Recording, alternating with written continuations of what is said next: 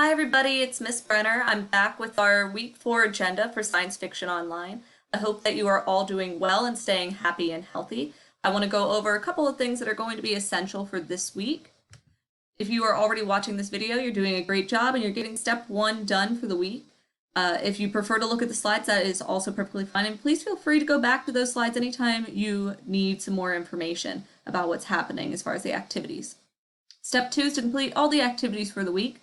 The assignments open at 10 a.m. on Monday and then close at 8 a.m. the following week. Some people have asked me why 8 a.m. on Monday the following week, and that reason is I can't close assignments on Sunday because we aren't actually in school. So I can only do that and let it go to the grade book if I close it on a school day. As far as the grading policy, we've been over this a couple times now.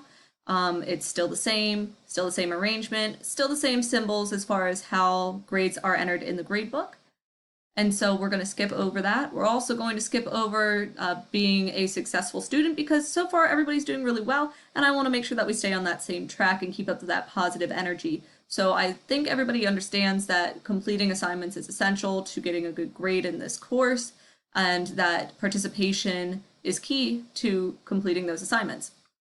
So we're going to skip over that slide and we're going to focus on our expectations for this week. So week 4 expectations. Students are going to be finishing up Acts 3, 4, and 5 of Midsummer Night's Dream for William Shakespeare.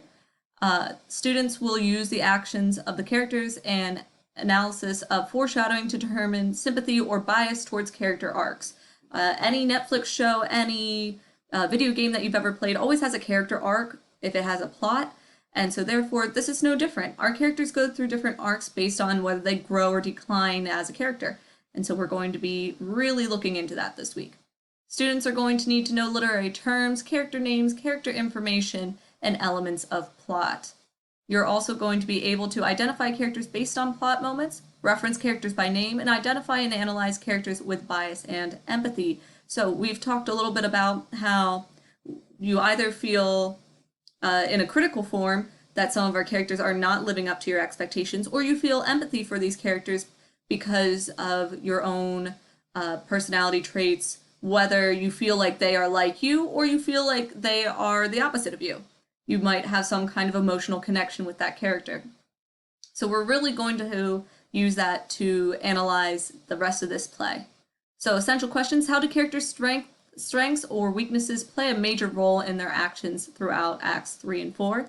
How did the characters' positive and negative behaviors move the plot forward? Because plot only gets moved forward either by character growth or by character action. And how do these characters embody our bias towards humanity in our own society? So we're really going to focus in on empathy and bias this week. Let's talk about activity 1, which is equality in Athens. We're going to read and research related to equality in the 16th century. That is the time period when the play was written, based on relationships in ancient Greece. So, equality in Athens, there are already linked articles and information for you in the Activity 1 folder to help get an idea of some different things that maybe were not considered equal during this time period. You are welcome to do your own research. I always look forward to seeing more information gathered by students to back up their own opinion. So if you do, just make sure that you include a link and a reference to whatever information you use. When you research in your own form a particular moment of inequality within the plot of the play, when the maltreatment of a human being by another human being occurs. So you're looking for sometime in the play when you think a character's actions or the way that they were treated was not up to par with what you believe people should be treated as. That is the moments that we are looking for. You're going to analyze the actions of the characters in A Midsummer Night's Dream. Why would the author portray the characters and events in this manner? So why would an author want to maybe objectify a character or maltreat a character, and what point are they trying to make? What impact does it have on the reading audience? So that is going to all be found in Week 4 Activity 1's folder, and that is our discussion post for that week. All right, Activity 2, A Midsummer Night's Dream, Act 3. This is all going to be located in the Activity 2 folder for Week 4. There are going to be video links so you can watch Act 3, Scene 1. There's a PDF link.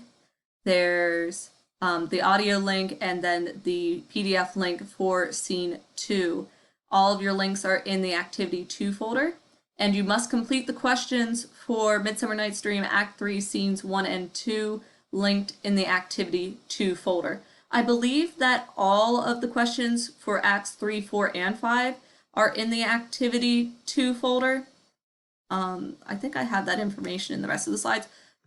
I'm getting ahead of myself. This is August, Miss Brenner, so September or October, Miss Brenner, please make sure that you clarify that with students, please, in email. But Activity 3, A Midsummer Night's Dream Act 4, located in the Activity 3 folder are the links to Act 4 of Midsummer Night's Dream. So, Activity 3 folder, you're going to read and listen to Act 4, Scenes 1 and 2. All of the links for the videos, audio, and PDF are available in the Activity 3 folder for Act 4. You're going to complete Midsummer Night's Dream Act 4, Scenes 1 and 2 questions. I have that it's in the Activity 3 folder. I could be wrong. So you will get that updated in an email with future Miss Brenner, but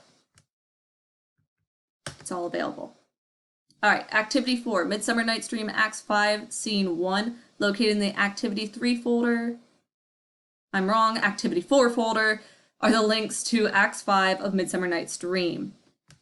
So all of your materials for Act 5, Scenes 1 and 2 are available in the Activity 4 folder for week 4.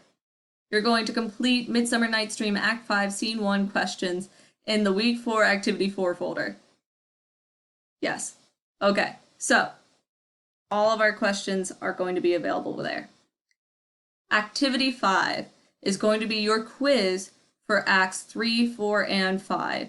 So that's going to focus on characters, plot, and foreshadowing.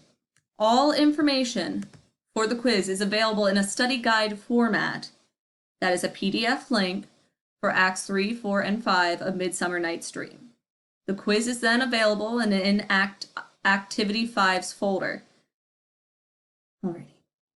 And then Activity 6, as always, is silent reading. We are going to have 90 minutes that you read throughout the week at any time, in any form, whether that is reading to yourself silently, reading out loud, or reading to somebody else. It can't be somebody else reading to you, though. Just clarifying. It has to be you reading. But you can read anything you want. You're going to read for 90 minutes. It can be broken apart. And then this is the discussion question that you're going to answer in the discussion post when you've completed your 90 minutes. How do the characters' relationships with one another create emotions of bias or sympathy for you as a reader? So this is focusing on your personal reading now, not on Midsummer Night's Dream. So you are looking at how you feel biased towards that character or sympathy for that character. Comment on one other student's discussion post about what they are reading. As always, I will make sure that you have somebody to discuss with. And that is all of our activities for this week. As far as grading, we have our Activity 1 discussion post, which is 5 points. We have our questions for Acts 3, 4, and 5. Each of those are 5 points. So in total, that worksheet is 15 points. Your quiz I have down as 25 points. That is subject to change.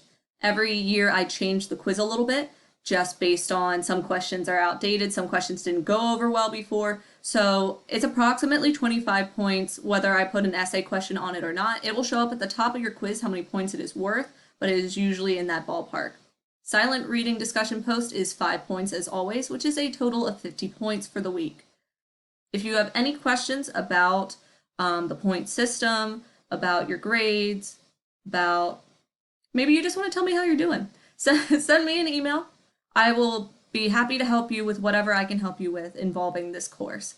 And I hope that you guys have a wonderful week. I am definitely looking forward to seeing your discussion posts and your analysis of the characters in our play. And I can't wait to talk to you guys again soon. Bye.